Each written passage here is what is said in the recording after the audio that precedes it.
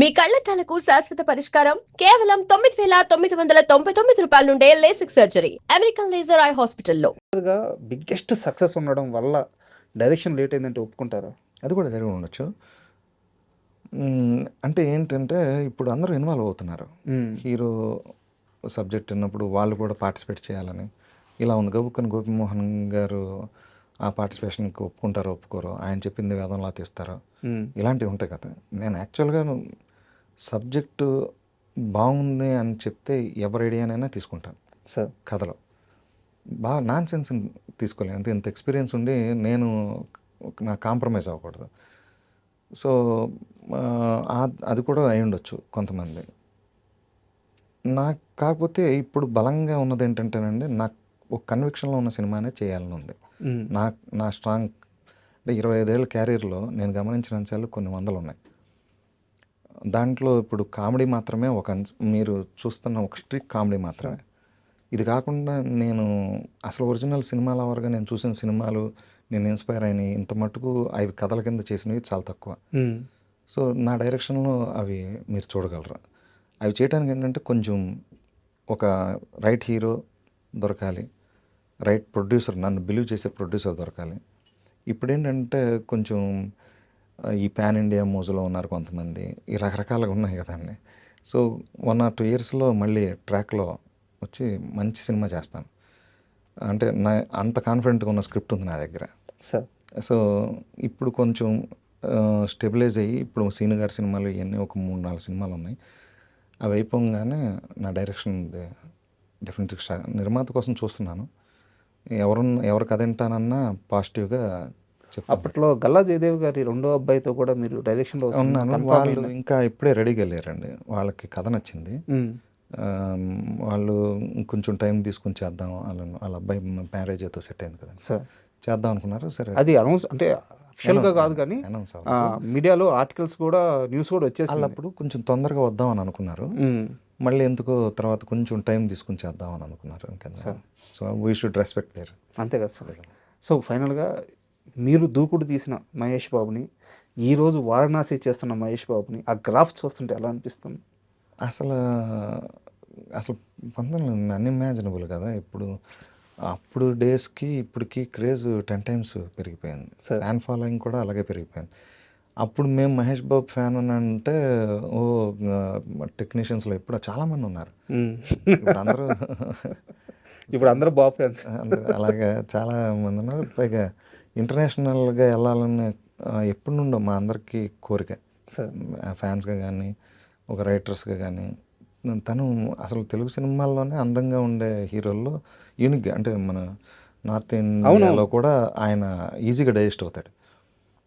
So ఇది right time. Rajamouli గారు లాంటి ఒక big director, pan India director, ఆయన ప్రాజెక్ట్కి రైట్ లాంచ్ కదా. ఇంకా సినిమా కూడా అద్భుతంగా ఉంటుందని నా ఫీలింగ్ అండి. సార్ ఇప్పుడు మనం క్రిస్టోఫర్ నోలన్ మూవీస్ వస్తే మనం ఎలాగైతే వెయిట్ చేసి చూస్తాం, జేమ్స్ కెమెరాన్ సినిమాలు ఎలా అయితే చూస్తాం, ఇప్పుడు ఇండియా మొత్తం రాజమౌళి గారి సినిమాలు అంతే క్రేజ్గా. ఆయన కూడా ఆస్కార్ రేంజ్కి వెళ్ళడం చాలా గర్వకారణం కదా.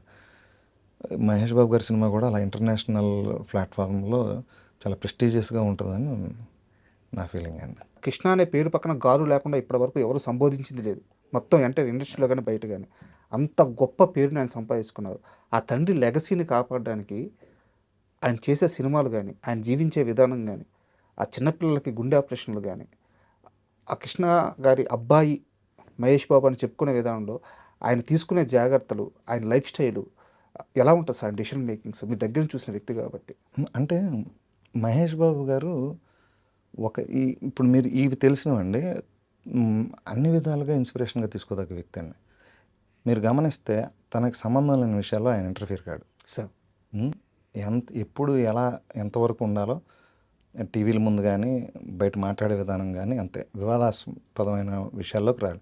ఏ పొలిటికల్ పర్సన్స్తోనూ ఆయన ఇంటరాక్ట్ అవ్వడు. అనవసరమైన దీంట్లోకి వెళ్ళరు. అసలు వివాదం అనేది లేదు ఆయన జీవితంలో.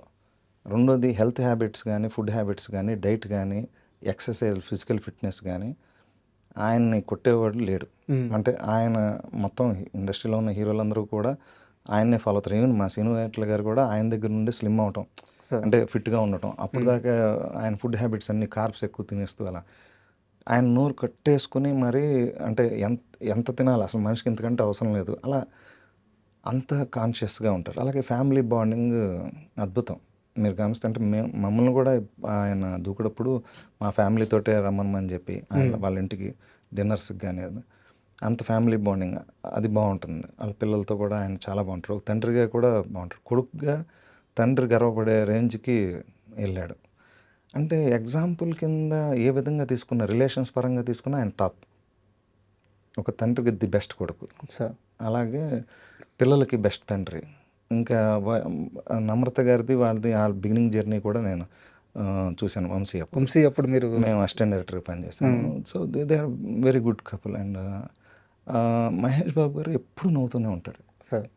సీరియస్నెస్, ట్యాంట్రమ్స్ బాగలేదు. సెట్కి వచ్చారంటే ఆయనకు ఒక ఆరా ఉంది.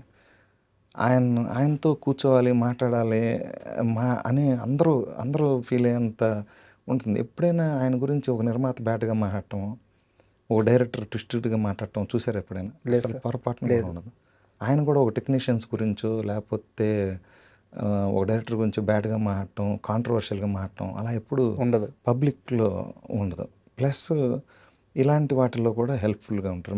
మా సినిమాలకు పనిచేసిన అసిస్టెంట్ డైరెక్టర్లు వాళ్ళు తర్వాత ఇప్పుడు వాళ్ళ పిల్లలకి ఫీజులు కావాలని వెళ్తే కూడా ఎప్పుడో 7-8 ఏళ్ల క్రితం పనిచేసిన వాళ్ళు వస్తే కూడా ఆయన హెల్ప్ చేసిన సందర్భాలు ఉన్నాయి.